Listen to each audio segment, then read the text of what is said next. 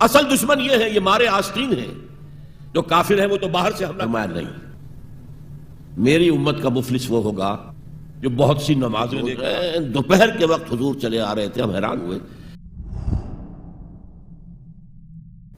اتباع رسول کا تقاضا اول تو ان 4 الفاظ کے حوالے سے سمجھیے، پھر ذرا ایک دوسرے انداز میں بھی بیان کروں گا. فالذین آمنوا بہ، پہلا قدم ایمان. لیکن ایمان کے سمجھ لیجئے اچھی طرح 2 درجے ہیں. آپ میں سے بہت سے حضرات کو مجھے توقع ہے ایمان مجمل، ایمان مفصل یاد ہوں گے. ایمان مجمل کیا ہے؟ آمنت باللہ کما ہوا باسمائہ و صفاتہ و قبلت جمیع احکامہ اقرار باللسان و تصدیق بالقلب. پہلا درجہ ہے اقرار باللسان، اشہد ان لا الہ الا اللہ و اشہد ان محمد رسول اللہ. کوئی ہو، ہندو ہو، سکھ ہو، پارسی ہو، عیسائی ہو، یہودی ہو، یہ کلمہ پڑھے اور وہ مسلمان ہو گیا. اقرار باللسان پر ہمارا دنیا میں مسلمان سمجھا جانا موقوف ہے، لیکن اصل ایمان یہ نہیں ہے. اصل ایمان ہے تصدیق بالقلب، دل میں یقین. جب تک دل کا یقین نہ ہو ایمان نہیں ہے. منافقین جو تھے مدینے کے، نمازیں بھی پڑھتے تھے، حضور کی اقتداء میں پڑھتے تھے، اور جو رئیس المنافقین تھا عبداللہ ابن ابی ابن سلول، وہ تو پہلے صف میں ہوتا تھا، اور جب حضور خطبہ دیتے تھے جمعے کا تو پہلے خود کھڑا ہوتا تھا اپنی اہمیت ظاہر کرنے کے لیے. دیکھو لوگو، یہ اللہ کے رسول ہیں، ان کی بات پوری توجہ سے سنو. یہ صرف اپنی چودراہٹ کے اظہار کے لیے کہ میں بڑی شے ہوں، اس لیے کہ وہ خزرج کا بڑا سردار تھا. اوس اور خزرج کے 2 عرب قبیلے تھے مدینے میں، جن میں سے کہ خزرج کا قبیلہ بڑا تھا، اوس کا چھوٹا تھا. اور خزرج کا سردار یہ عبداللہ ابن ابی تھا، اور اس کے بارے میں یہ طے ہو چکا تھا کہ اسے ہم اپنا بادشاہ بنا لیں گے. چنانچہ سونے کا تاج تیار ہو چکا تھا، ابھی تاج پوشی صرف باقی تھی کہ حضور تشریف لے آئے ہجرت فرما کر. بے تاج بادشاہ آ گیا صلی اللہ علیہ وسلم. لہذا اس کے سارے خواب جو ہے وہ منتشر ہو گئے. لہذا پہلے دن سے پکا منافق. ایمان لایا اگرچہ وہ بھی ذرا دیر سے لایا، غزوہ بدر کے بعد لایا. پہلے اس نے سوچا تھا ابھی تیل دیکھو، تیل کی دھار دیکھو. وہ تیل کی دھار جو نظر آئی غزوہ بدر میں کہ 313 نے 1000 کو شکست دی ہے، اور یہ نہتے تھے. تلواریں بھی سب کے پاس نہیں تھیں، کچھ لوگوں کے پاس تلواریں تھیں، اور وہ 1000 کیل کانٹے سے لیس ہو کر مکے سے آئے تھے. 70 بڑے بڑے سردار ان کے مارے گئے، عین میدان میں چھیت رہے، اور 70 جو ہے ان کے قیدی بن گئے. تب اس نے کہا کہ ٹھیک ہے، اب تو ایمان لے آنا چاہیے، کیونکہ یہ تو معلوم ہوتا بڑی طاقت ہے. بہرحال سب سے پہلے میں کہہ رہا تھا کہ ایمان، لیکن ایمان دل سے. قرآن مجید نے کیا کہا ان منافقین کے بارے میں؟ اذا جاءک المنافقون قالوا نشهد انک لرسول اللہ. سورہ منافقون ہے کہ نہیں 28ویں پارے میں؟ اے نبی، جب آپ کے پاس منافق آتے ہیں وہ کہتے ہیں ہم گواہ ہیں، ہم گواہی دیتے ہیں کہ آپ اللہ کے رسول ہیں. اور اس پر اللہ کا تبصرہ دیکھیے، واللہ یعلم انک لرسولہ، اور اللہ خوب جانتا ہے کہ آپ ان کے رسول ہیں اس کے. اب میں ذرا ترجمہ کیا کرتا ہوں، اللہ سے بڑھ کر کس کو معلوم ہے کہ آپ اللہ کے رسول ہیں؟ لیکن واللہ یشہد ان المنافقین لکاذبون، اللہ گواہی دیتا ہے یہ منافق جھوٹے. مسلمان تو وہ تھے، کلمہ گو تھے، حضور کی امامت میں نمازیں پڑھ رہے تھے، لیکن منافق تھے. اللہ نے منافق قرار دیا. دل ایمان سے خالی تھے، بلکہ ہوتے ہوتے دلوں کے اندر حضور سے عداوت پیدا ہو گئی تھی، اہل ایمان سے عداوت پیدا ہو گئی تھی. اسی سورہ مبارکہ میں آگے چل کر آتا ہے ہم العدو فاحذرہم. اصل دشمن یہ ہے، یہ مارے آستین ہیں. جو کافر ہیں وہ تو باہر سے حملہ کرتے ہیں، پتہ چلتا ہے، سامنے سے آ کر لاٹھی مار رہا ہے کوئی آپ کو. یہ تو آپ کے آستین کے اندر بیٹھے ہوئے ہیں مسلمان بن کر، اور یہ وہاں سے ڈنک ماریں گے، مارے آستین. بہرحال اب ہم میں سے ہر ایک کو جائزہ لینا ہوگا. اپنے گریبان میں جھانکیں، اپنے دل کی گہرائیوں کو ٹٹولیں. یقین والا ایمان ہے ہمارے پاس یا نہیں؟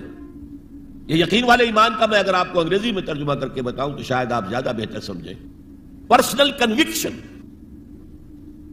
It's a racial creed. ہم ایک نسل ہیں، اپنے والدین سے ہم نے کچھ چیزیں سیکھی ہیں. والدین اس میں بلیو کرتے تھے، اللہ، رسول، قرآن، کتاب، جنت، دوزخ، قیامت. ہم بھی مانتے ہیں، بس اٹس اے ریشیل کریڈ. یہ تو ایک نسلی عقیدہ ہے. اصل شے جو ضروری ہے پرسنل کنوکشن، اپنا یقین، ذاتی یقین. تو سب سے پہلے تو اللہ کے رسول صلی اللہ علیہ وسلم کی رسالت پر یقین. اور میں نے آپ کو حدیث سنائی تھی ابھی، لا یؤمن احدکم حتی یکون ہواہ تبعا لما جئت بہ. تم میں سے کوئی شخص مومن نہیں ہو سکتا جب تک اس کی خواہش نفس تابع نہ ہو جائے اس ہدایت کے، اس قرآن کے، اس شریعت کے، ان احکام کے جو میں لے کر آیا ہوں. اگر خواہش سے نفس اوپر ہے اور اللہ کا حکم نیچے ہے تو مومن کہاں سے ہوئے تم؟ اللہ کے حکم سے نماز تو پڑھتے ہو، روزہ رکھتے ہو، سودی کاروبار کرتے ہو اور اللہ کے حکم کو پاؤں تلے رگڑتے ہو. یہ کیا اسلام ہے؟ یہ تو وہی ہے افتؤمنون ببعض الکتاب وتکفرون ببعض فما جزاء من يفعل ذلك منكم الا خزي في الحياة الدنيا ويوم القيامة يردون الى اشد العذاب. تو سب سے پہلا جو جائزہ ہمیں لینا ہے کہ محمد کی رسالت پر صلی اللہ علیہ وسلم ہمیں یقین ہے. یقین، تصدیق تو ہم کرتے ہیں، زبان سے کہتے ہیں، لیکن یقین، جس یقین کا نتیجہ یہ نکلے کہ پھر نفس کے سارے تقاضے نیچے ہو جائیں اور حضور کی لائی ہوئی ہدایت، حضور کی لائی ہوئی شریعت بالا کر ہو جائے. نمبر 2 فرمایا وَعَزَّرُوهُ، ان کی تعظیم کریں. آپ کی جناب میں کوئی گستاخی ہو جائے ایمان کے لالے پڑ جائیں گے اور آخرت برباد ہو جائے گی. اس تعظیم میں کیا کیا چیزیں شامل ہیں؟ دیکھیے سورہ حجرات میں ابتدائی حصے میں تفصیل سے کہا گیا یا ایھا الذین آمنوا لا ترفعوا اصواتکم فوق صوت النبی ولا تجہروا له بالقول کجہر بعضکم لبعض ان تحبط اعمالکم وانتم لا تشعرون. اے ایمان کے دعوے دارو، کبھی اپنی آواز کو رسول کی آواز سے بلند تر نہ کر دینا، مبادا تمہارے سارے اعمال حبط ہو جائیں اور تمہیں پتہ بھی نہ چلے. میں نے کوئی گناہ کبیرہ تو نہیں کیا ہے، میں نے کوئی کفر تو نہیں کیا ہے، بس یہی ہوا نا کہ حضور کی آواز کے مقابلے میں اپنی آواز کو اونچا کر دیا. لا ترفعوا اصواتکم فوق صوت النبی ولا تجہروا له بالقول کجہر بعضکم لبعض. بلند آواز سے جیسے آپس میں باتیں کر لیتے ہو ایسے کبھی بات نہ کر بیٹھنا. ان تحبط اعمالکم، کہ تمہارے سارے اعمال حبط ہو جائیں، اکارت چلے جائیں، ختم ہو جائیں. وانتم لا تعلمون، تمہیں احساس بھی نہ ہو کہ ساری پونجی لٹ گئی. اس آیت کا ہم پر اطلاق کیسے ہوگا؟ کبھی سوچا آپ نے؟ صحابہ کرام تو یقیناً اس کے مخاطب اول تھے، ہم پر کیسے اطلاق ہو؟ اگر ہماری گفتگو ہو رہی ہو، بحث ہو رہی ہو، میں کچھ کہہ رہا ہوں، آپ کچھ کہہ رہے ہیں، لیکن کوئی کہہ دے حضور نے یوں فرمایا ہے، فوراً چپ ہو جاؤ. اب اگر کہا نہیں میرا خیال یہ، اب گویا کہ یہ حضور کی آواز سے آپ نے اپنی آواز اونچی کر دی. اپنا فکر، اپنا فلسفہ، اپنا فہم، اپنی سوچ، اپنی عقل. ہاں بعد میں تحقیق کر لو یہ جو کہا تھا کہ حضور نے فرمایا بھی ہے کہ نہیں ہے، حدیث صحیح ہے کہ نہیں ہے، مستند ہے کہ نہیں ہے. لیکن اس وقت آواز بند کر لینا لازم ہوگا کہ اس کے بعد اقول نہیں کہہ سکتا میں یہ کہتا ہوں. اس کا تو مطلب یہ کہ آپ بد مقابل بن کر رسول کے آ رہے ہیں.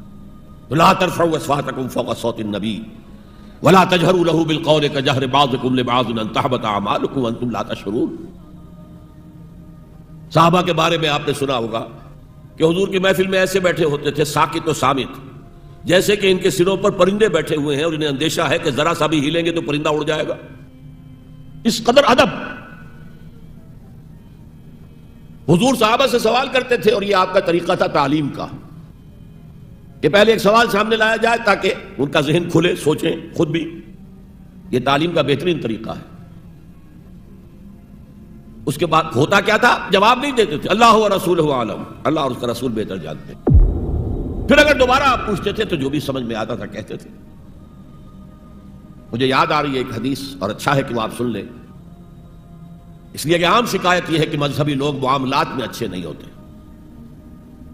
مسجدیں بنوائیں گے، مسجدوں میں قالین بچھوائیں گے، وہاں پر فانوس لگوائیں گے، سب کچھ کریں گے، مدرسوں کی خدمت کریں گے، علماء کی خدمت کریں گے، لیکن معاملات، تجارت، کاروبار، بین الانسانی تعلقات عام شکایت ہے، اس کی وہ پرواہ نہیں کرتے. حقوق العباد کا لحاظ نہیں. تو حضور نے ایک مرتبہ پوچھا صحابہ سے اتدرون من المفلس، تم جانتے ہو مفلس کون ہوتا ہے؟ صحابہ نے جواب دیا المفلس عندنا من لا درہم لہ ولا دینارا، حضور ہم اس شخص کو مفلس سمجھتے ہیں جس کے پاس درہم و دینار نہیں ہے۔ ہم کہیں گے روپیہ پیسہ نہیں ہے، فرمایا نہیں، میری امت کا مفلس وہ ہوگا جو بہت سی نمازیں لے کر آئے گا، بہت سے روزے لے کر آئے گا، بہت سے حج لے کر آئے گا، بہت سے عمرے لے کر آئے گا، لیکن اس کے ساتھ ہی قد شتم ھذا، فلاں شخص کو گالی دی تھی، واکل مال ھذا، فلاں شخص کا مال کھا لیا تھا، فلاں شخص پر تہمت لگائی تھی۔ اب وہ سارے دعوے دار آ جائیں گے اللہ اس نے میرے ساتھ یہ کیا، ٹھیک ہے بھائی اس کی نمازیں تم لے جاؤ، اور تو کچھ ہے نہیں، کوئی کرنسی تو ہے نہیں وہاں، نہ ڈالر ہے نہ یورو ہے، کچھ بھی نہیں، اعمال کی کرنسی ہے، نیکی تم لے جاؤ۔ کوئی اور دعوے دار آیا، روزہ وہ لے گیا، اس کے پاس کچھ نہیں رہا، دعوے دار اب بھی باقی ہیں، اب ان کے گناہ جو ہے اس کے حساب میں پڑنے شروع ہو جائیں گے، یہاں تک کہ دوسروں کے گناہوں کے بوجھ تلے دب کر وہ جہنم میں جھونک دیا جائے۔ یہ مفلس ہے۔ تو یہ انداز تھا حضور کا سمجھانے کا، پڑھانے کا، فطری طریقے تعلیم۔ تو فالذین آمنوا بہ وعزروہ، تو وہ لوگ جو ایمان لائے ان پر اور جنہوں نے ان کی تعظیم کا حق ادا کیا، وَنَصَرُوهُ، یہ آئی ہے اب سخت بات، اور ان کی مدد کی۔ مدد کس کام میں؟ حضور اتنے غیور تھے کہ ذاتی کام میں کوئی مدد آپ کسی سے نہیں مانگتے تھے۔ سیرت کی کتابوں میں آتا ہے کہ اگر آپ سواری پر ہوتے تھے اور آپ کا کوڑا نیچے گر جاتا تھا تو کسی سے یہ نہیں کہتے تھے کہ اٹھا کر ذرا مجھے پکڑا دو، آپ سواری سے اترتے تھے، اپنا کوڑا خود اٹھاتے تھے۔ اور اس ضمن میں بھی سیرت النبی کا ایک واقعہ مجھے یاد آ رہا ہے، وہ میں آپ کو سنا دوں۔ جب ہجرت مدینہ کی اجازت آ گئی تھی عام لوگوں کے لیے، عام مسلمانوں کے لیے، چلے جاؤ جاؤ سب جاؤ مدینہ کی طرف، لیکن رسول اپنی جگہ نہیں چھوڑ سکتا وداؤٹ ایکسپریس پرمیشن آف اللہ، تو حضور کے لیے ابھی اجازت نہیں آئی۔ جو یار غار تھے حضرت ابوبکر صدیق، وہ پوچھتے تھے حضور اجازت آ گئی؟ نہیں ابھی نہیں آئی۔ حضور اجازت آ گئی؟ نہیں ابھی نہیں آئی۔ حضرت عائشہ فرماتی ہے کہ ایک روز دوپہر کے وقت حضور چلے آ رہے تھے، ہم حیران ہوئے۔ عربوں میں یہ آج بھی ان کی تہذیب جو ہے وہ یہ ہے کہ ظہر عصر کے درمیان نہ کسی سے ملنا، نہ کسی کے یہاں جانا، نہ وزٹ کرنا، دکانیں بھی بند اور قیلولہ کرتے ہیں، یہ ان کی تہذیب کا حصہ ہے۔ تو ہم حیران ہوئے، آپ نے اپنے سر کو ڈھانپا ہوا تھا کپڑے سے اور آپ تشریف لائے، اور آ کر آپ نے خوشخبری دی حضرت ابوبکر کو کہ ہجرت کی اجازت آ گئی ہے۔ اب اس پر حضرت ابوبکر کو بڑی خوشی ہوئی، بڑے احساس مسرت کے ساتھ عرض کرتے ہیں حضور میں نے 2 اونٹنیاں تیار کر رکھی ہیں، خوب کھلا پلا کے انہیں فروا کیا ہوا ہے، تکڑا کیا ہوا ہے۔ حضور تھوڑا سا توقف کر کے فرماتے ہیں ٹھیک ہے، لیکن 1 اونٹنی کی قیمت میں ادا کروں گا۔ حضرت ابوبکر رو پڑے، حضور مجھ سے نہیں ہے مغایرت کہ میری اونٹنی کی بھی آپ قیمت دینا چاہتے ہیں؟